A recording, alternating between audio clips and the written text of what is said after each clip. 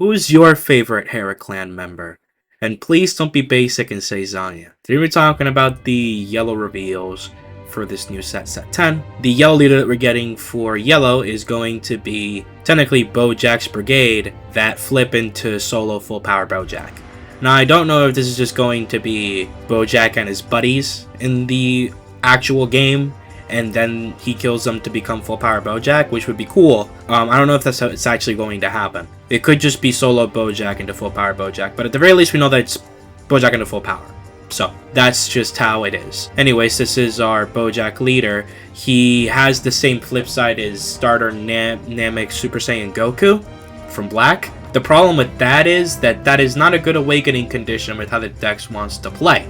Now this is going to be a rush down typical yellow deck that spams the board with a bunch of 20k bodies and kills you with 5,000 swings. Very similar to something like Starter Frieza. Like what would I say? I would say reincarnate the ability of the BUUTENKS from set 4. Except I don't think nearly as broken because it won't have the same like broken cards. It's still going to be really good, but you know, you'll see. This condition for this kind of deck is not good. Remember that I just mentioned this is a rush down deck. And with rush down decks, no matter how hard your awakening condition is, you would much rather get the draw. Because if it was just 2 or less key and you couldn't use this life to kind of save yourself, it'd be much better. Because number one, BouJack doesn't really care about like key. He can set it up very conveniently even if the opponent addresses what he wants to do. Especially since he's a leader that sends key to leader rather than battle cards, so your opponent can't address that. And 4 or less, I mean, it's yellow, you have like 5,000 one-drop self-awakeners. You know, like there's no problem awakening if it was just 4 or less. But since it's both and he loses on his draw, that's really bad. Because since it's a rush down deck, you want as many cards as possible to go for the kill as fast as possible. So that's going to really go against him in terms of his power. It's not going to matter much because at the end of the day it's just 1 draw. But a draw can make a world of difference, right? Not only can it make you find your cards faster, it can also give you more power at the end of the game. It matters a lot. So, like, that's not great for this leader, but I mean, at least he has a safe... The 4 or less is a safety net. You're going to be awakened at 3 if you build the deck correctly.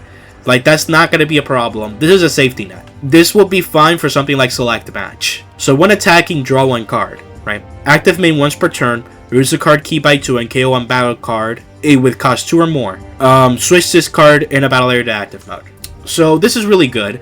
Remember that this is just a double swing leader, and unlike the BUUTENKS that I mentioned earlier, notice that this one attacking effect is not once per turn. So once you restand this leader after meeting the key condition and KOing a battle card, you can draw another card on top of it. So he draws twice in every single turn. And you might be saying, well, wasn't that what made BUUTENKS broken? Yeah. Drawing twice on his first time awakening was really powerful, yes, but the thing with BouJack is that now that condition can be met easier, but it costs key. And also he loses out on his draw on awakening, because remember his awakening condition, I don't know why this client is so bad. Anyways, his awakening condition is worse now. So he loses out on this draw. But going for a longer game, he won't be able to draw twice. I could actually respect people trying to go for a longer game with BouJack because of this. Since he draws a card and then he can kill a card to draw again, he can get a lot up in terms of draw value. So he can definitely stall the game against opponents that want to go for a longer game, right? Like he can hang in there even and stall. I think that's a very powerful ability. Like just to draw twice is too good to pass up, right? Anyway, so it's just a very good leader overall. It's going to be very powerful. Anyways, you got this alt art. Very cool art. And of course the flip side looks just as amazing. Nothing much to mention with these arts though. Like the thing that we do want to say, and I know I keep saying it like 5,000 times over, but the alt arts actually are looking better than the regular arts, which is not common, but you know, like that's just how it is. Anyways, we go into the pack. We are also getting Slug's Gang cards. We're also getting cards from the Lord Slug movie. Now, this is more than likely because there weren't enough Hera Clan members to make a whole set about, which, okay, but the problem is that this doesn't synergize with anything we've gotten previously. When you use these cards from Slug's clan, search conditions are going to suck and it's going to be much more inconvenient to... For example, this card is actually a perfect example. Hold on, look at this.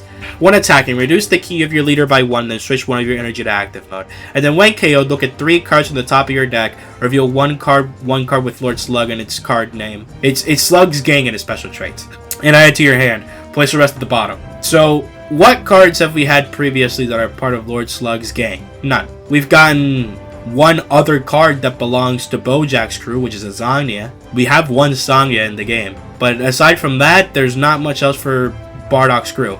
And especially Slug's clan. Because Slug's clan just has Angelina Metamancha, the other guy, and Lord Slug. Those are the only members in the movie, and let alone this game. So this condition is going to be not great because it only looks at top 3 and it looks for a very, very niche condition for which we don't even have a super combo, which we'll talk about the super combo later. But it's spoilers, it's not a Slug's gang super combo. So it's not a good condition overall. And this card, mentioning bad things, this card is just bad. Because while it attacks and it restands the key, which is powerful because this essentially gets played for 1, not only do you need to reduce the key, it also doesn't swing into bodies. It can swing into bodies, but it swings for 15, it doesn't swing for 20. So it doesn't swing into awakened leaders. So what are we supposed to be doing with this? I mean, since Lord Slug is kind of a rushdown deck, and there are a lot of decks in this game that can get stalled in their awakening and not be able to awaken by 2 energy, so you can just play this to swing into a leader and then awaken anyway, right? That's an option. But with, this Angira, like, that situation is almost never going to happen. And even if it could, that's only going to really be on curve. Which, like, why care at that point, right? There are just so many other better cards you can play, especially when we get to looking into this set. This is just not a good card. Not at all. We got this Kakuja. Well, here, there's a cantrip for Slug's gang. Look at that. So this is another member for the Slug's gang that I forgot to mention. This looks at top 5 and reveal up to 1 card other than Kakuja, so it can't find itself. Cost 4 or less than Slug's gang. Do you think this is going to be a good search condition? 3 to 1, no. So thank you for playing. This is a horrendous condition. Even if it could find itself, you wouldn't be running this. Because let's say there's 20 Lord Slug, Slug's gang cards in the game. That is still less than half of your deck. So this card is going to be whiffing a lot, right? And especially since it can't find itself, not a good condition at all. I mean, if you're running a Slug's gang, kind of deck, sure. If you got a Slug's gang leader that cares about that in later down the line, fine. But as it stands now, I don't know. Anyways, we got this Gokua. 1 attack and your leader gets a key. And then when KO'd your turn, your leader gets 10k power for the turn. Now the design of this card is actually really interesting. Because since this card swings and your leader gets a key, you can use this ability to get 1 attacking again, right? So you can get 2 key with this. The importance of that is that this when KO'd effect, while getting the 10k to your leader is nice because it makes your leader swing bigger, remember that's only to 1 swing. Because in order for you to get the value out of the ability, which is switch back to active mode, your leader has to be rested, logically. So you have to swing first. Then you can KO the card and then it can get the 10k. But then only one of the swings will be a 10k. But if this card lives after being placed on board, you can KO this card preemptively. Before you swing with your leader. Then you can, KO it. Well, actually, that wouldn't even work either. Oh, no, it still works. Hold on. Let's say you play this on turn 2. Then you play on turn 3 something like Buuhan. Buuhan KOs a card by itself. Get the key to your leader, and then give your leader 10k. Then you can swing with BouJack. BouJack gets a 30k swing. Then you can use the leader ability on the Buuhan. Buuhan gets KO'd and then restands the leader, and then it swings for 30k again. Let me read the actual condition again, see if it can be any card 2 or more. Because if it can be any card 2 or more, that combo I just described would work. KO 1 battle card. Yeah, it can be any battle card cost 2 or more. So that combo that I just mentioned can work. It's not very likely, and the most times you're going to be seeing it is on curve, which swinging at curve for 30k twice is like whatever. But having the option to play this at least is nice, right? Anyways, moving on. Got this Gokua. On player leader gets +1 key, then play up to 1 battle card cost 2 or less in BouJack's Brigade and a special trace from your hand. So you can play. This is going to be a 4 of run, no questions asked, because for 1 extra energy, you can play the 2 costs that you would play anyway, and give your leader key as well. And since your leader awakened needs a 2 key to use his leader ability anyway, you still need to play 2 other cards to get this to work. So instead of playing 2 costs for 4 energy, you can play a 3 cost and a 2 cost for 3 energy. So, you just get so much more value later down the line when you play this. So this card is an instant run 4 of no questions asked. It's not even close to being debated. It's such a good card. We got this Sanya. The only reason why you wouldn't run 40 is because it's an SR. Again, I keep mentioning it. Anyways, on-player leader gets +1 ki, and then when KO'd your turn, draw 2 cards. So this is a very basic ability, but it's extremely powerful, especially when just with the Gokua. For the perspective on the lines that BouJack can take, at 3 energy, you play Gokua, swing for 20, play the Zangya, swing for 20, swing with BouJack, swing for 20, then KO this Zanya. This Zanya draws 2 cards, then BouJack draws another card by swinging, but he also swings for 20 as well. So you get 4 20k swings and draw a total of 4 cards into your hand, and only going -2. So to say that isn't powerful, yeah, it's pretty strong. And this alt art obviously looks very nice. The Sky Zapper, I think what this move is called, looks really nice. I'm a big fan. And really crazy how they decided to not give Zangya, well, let's not say that yet, but they didn't decide to give Zangya Peppy Gal art. I guess it's because she's a villain. Anyways, you got this Zangya super combo. Very nice. Remember, you don't have a Zangya super combo. We have a Zarbon super combo. Yes, we do not have a Zangya super combo. And that's important because this means that Zangya can also proc a BouJack Brigade search condition. So having different super combos that fill up different traits, very important and very nice that we're getting it. And obviously the alt art looks really good. I'm a really big fan of the alt art. You know, the alt art doesn't usually look that nice, but exceptions. Now we got this Lord Slug. Switch this card in a battle area to rest mode.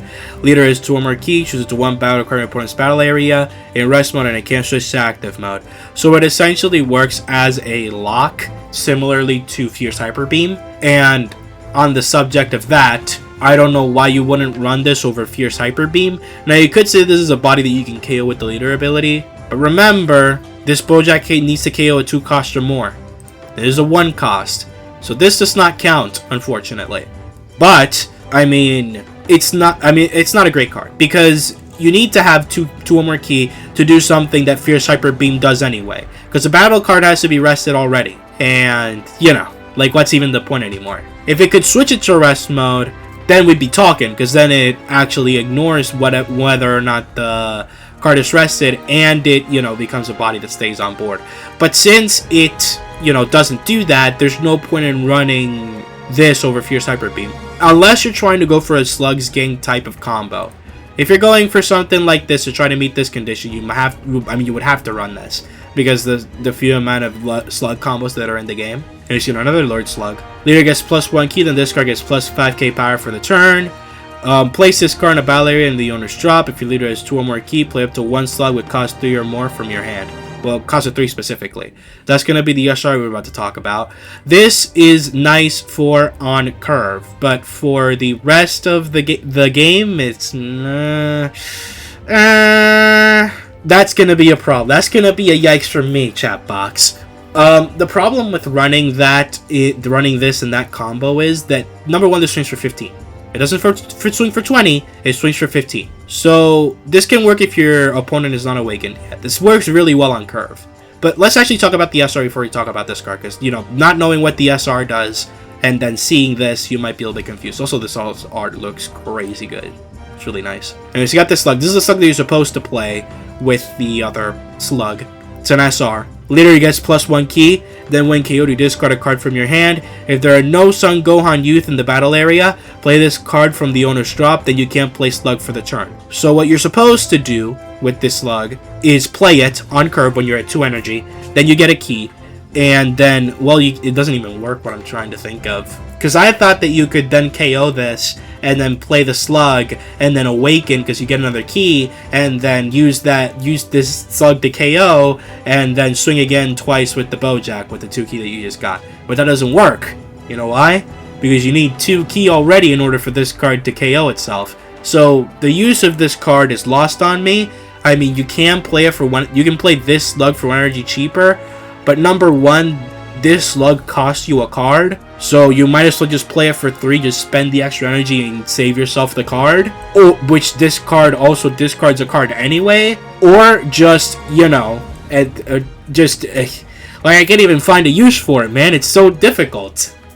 Like, this card doesn't seem good at all, but this slug obviously is amazing. I don't like this condition. Now, obviously this is a reference to when Lord Slug got his ears pierced by Gohan's singing. This is obviously a reference to how Son Gohan is his counter with his whistle. But the problem is that the only thing this does, which is, it's cute when you think about it for 2 seconds, but what this actually does is it just makes other cards and decks better for literally no reason. Because now this deck is just going to be, well, I wouldn't say it's a Green Gohan and Piccolo victim, but it's gonna really hurt in that matchup, and only in this matchup alone, right? Because you're not really running this on other decks. I mean, you could. It's not like this condition is bad, but, you know, like, when you run it on those decks, like, it just feels bad to just go into another deck that just counters you just because they're running cards of a specific name. It sucks. It's not fun. Because if this kind of condition applied to every deck in the game, sure. It's a balancing thing. I can see it. But if it just applies to one deck, that's when I start to have a problem. This card is still good. Anyways, we got this alt art for Slug. Looks really good. Obviously, like, we haven't seen that many Slug cards, but if you're running the Slug combo, you want to run it. I did not see this character ever. Now, to be fair, I'm a LARPer. I haven't actually seen the Lord Slug movie. Anyways, this is a vanilla. Like, but people might say that vanillas, like, they should just stop making vanillas, but, like, no. Because vanilla helps you meet other conditions, like this one right here. This is a bad card because it's a vanilla, yes. The thing is that this is a card that you can run with that Slug's gang, and now you can run different cards in that category, right? So it helps you fill out conditions still. And if they don't want to make it an actual card and you just throw in a vanilla to round out the deck, fine. They can do that. That's not a problem at all. It helps us round out the game. Anyways, moving on. On play, you scry, and then when KO'd, your leader gets a key. Now, this is not great. Number one, again, I'm gonna keep talking about this 15k. Not exactly great to be it not swinging into awakened leaders. And the KO gives you the key. Instead of being on the draw and not the KO for the scry, it gives you the key after you've already KO'd the card.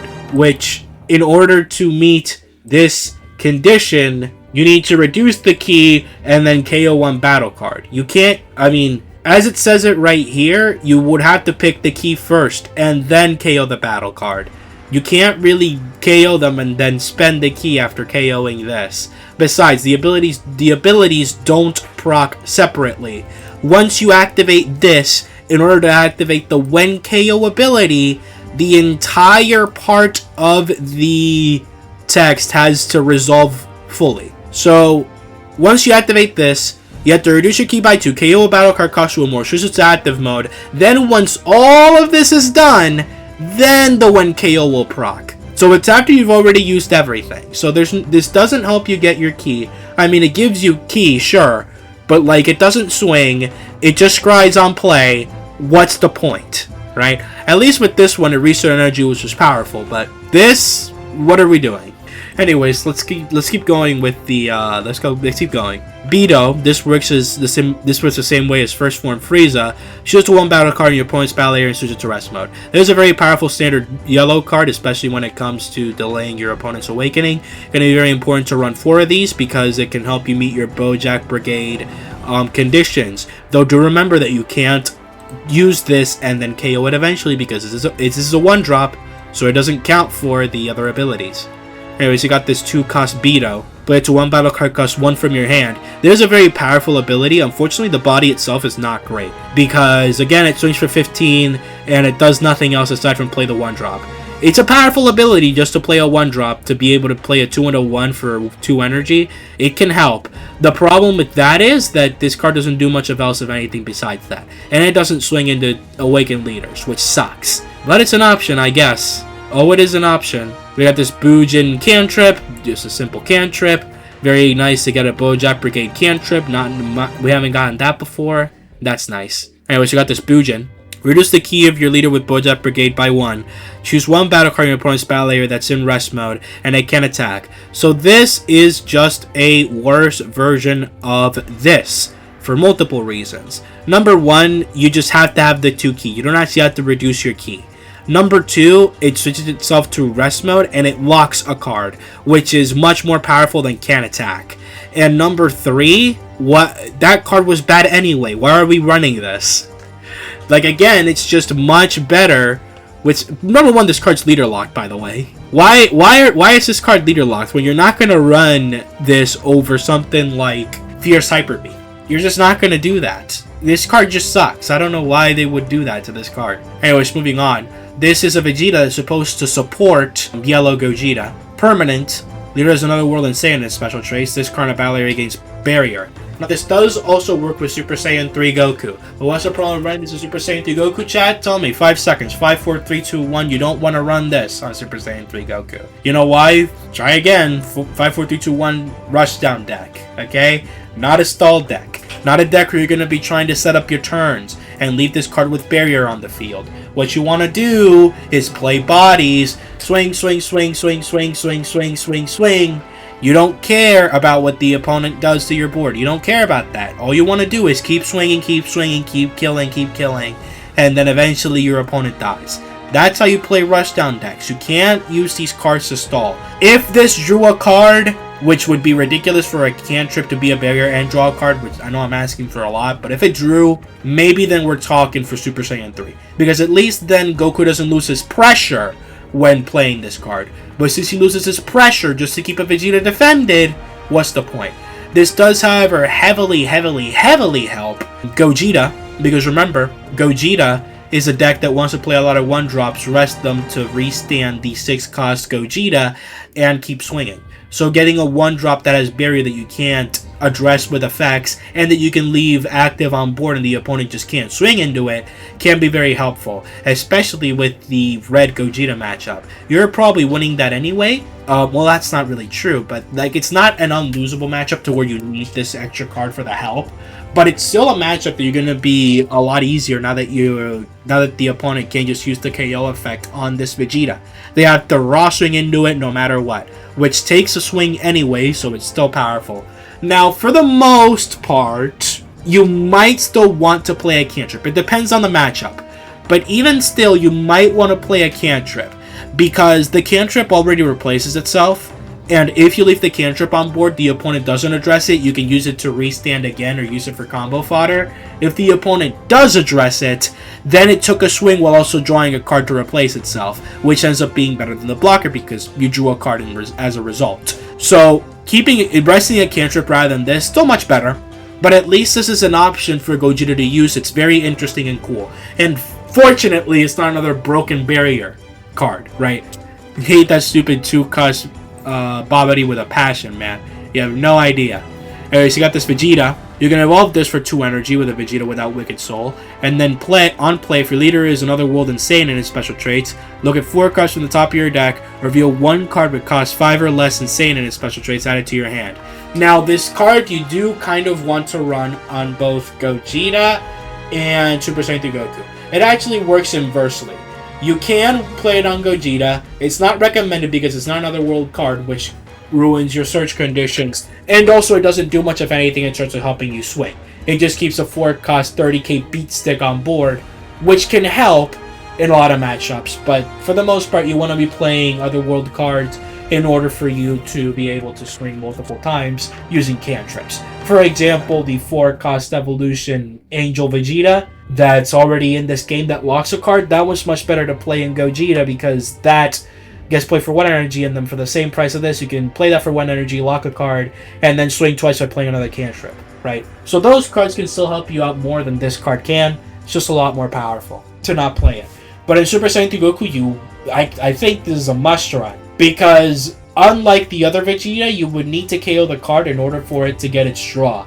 But since you can now keep a 4-cost body that just stays on board and becomes annoying for the opponent to remove, which, by the way, already replaced itself, it's very powerful.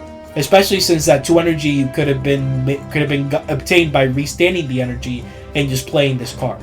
This is a very good card. This is a very important card for the Super Saiyan 3 Goku deck.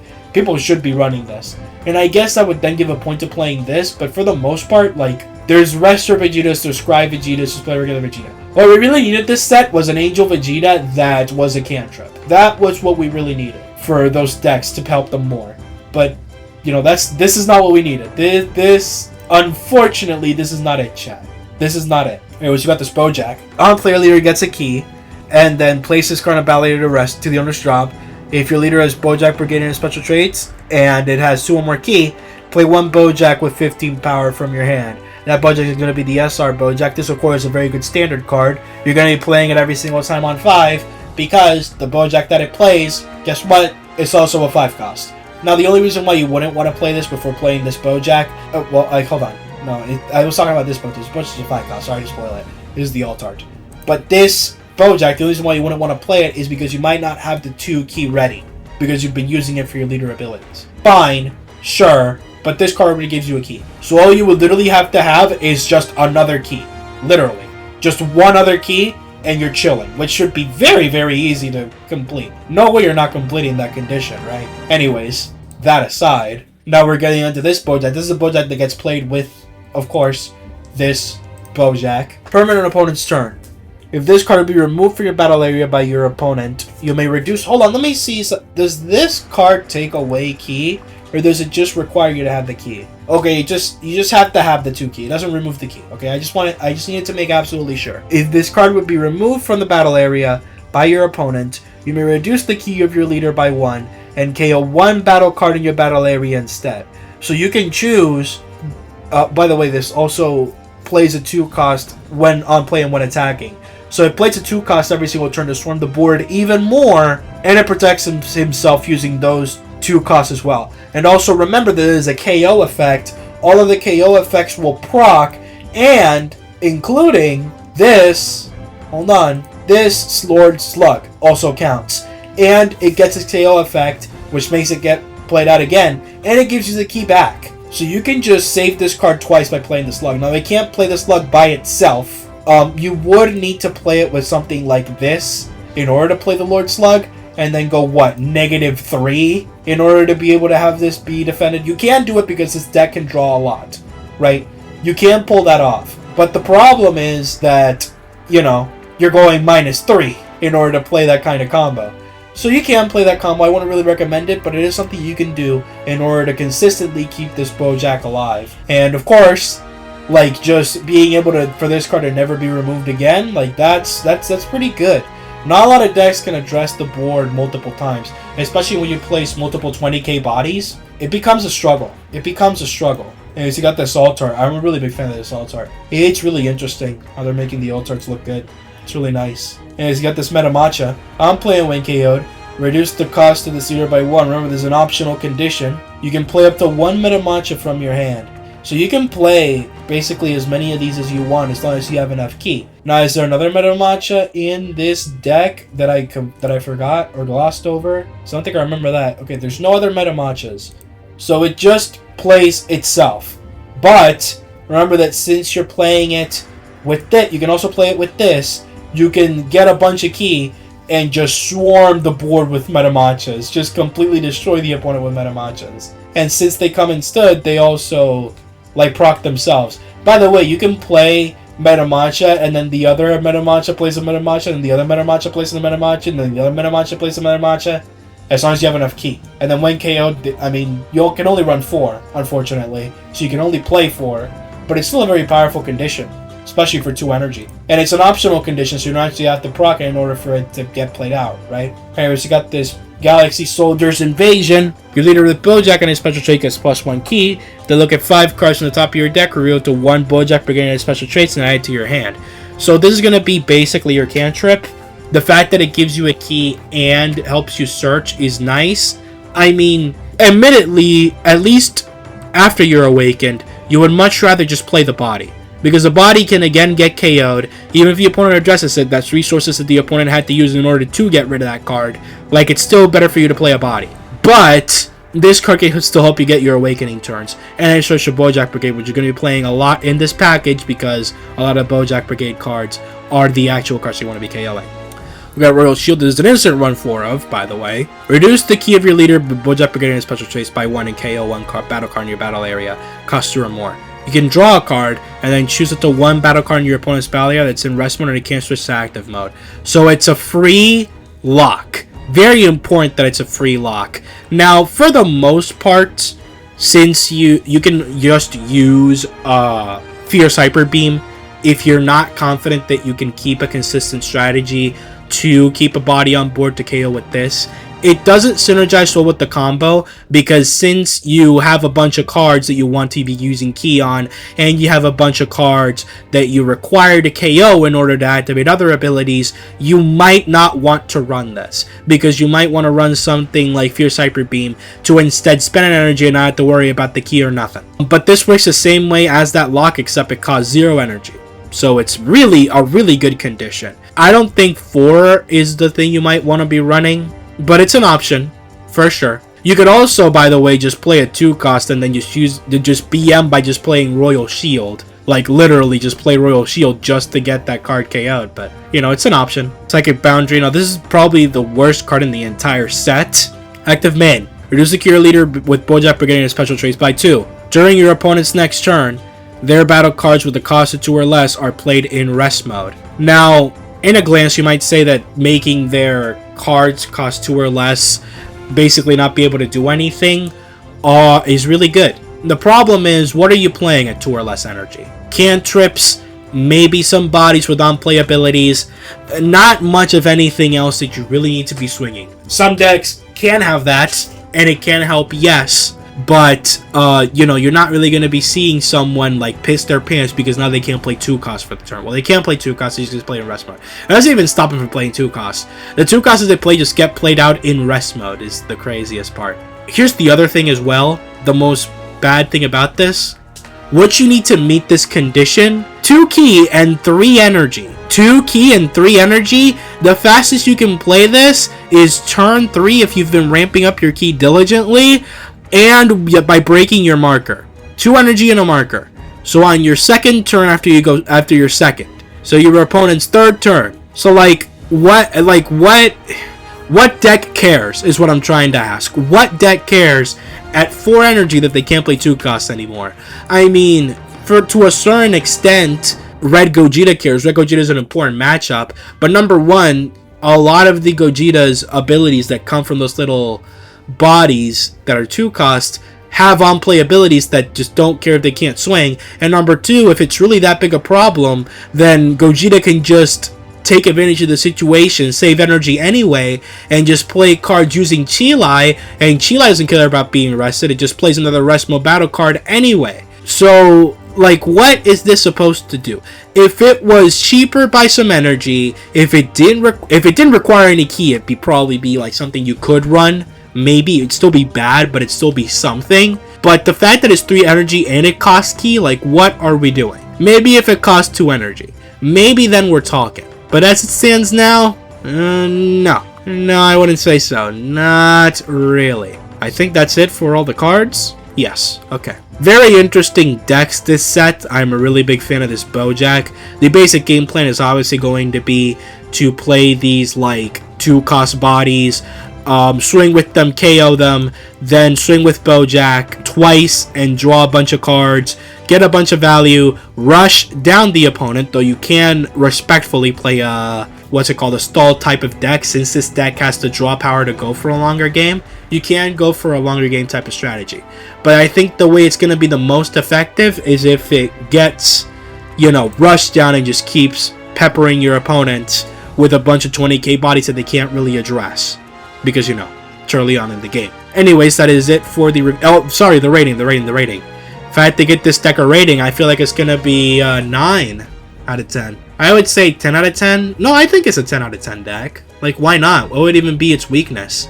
I mean, I guess fighting against someone who can meet this condition, but, like, it draws so many cards and it gets so many swings. And you might say 25k bodies eat this deck alive. Sure. But number one, remember that this swings for 25 twice, which, you know, can help in those matchups. And number two, you have cards that can buff your leader by an amount so that you can swing into those leaders as well. So I feel like this is going to be something like Ginyu, where it's a big 25k victim, but it's going to have options in order to counter those strategies, which is nice. Anyways, that is it for the yellow reveals. Next, we're going to finish off with black, and then maybe if we have time before the set begins, we will do another video ranking all these leaders to how I think they're going to perform the set.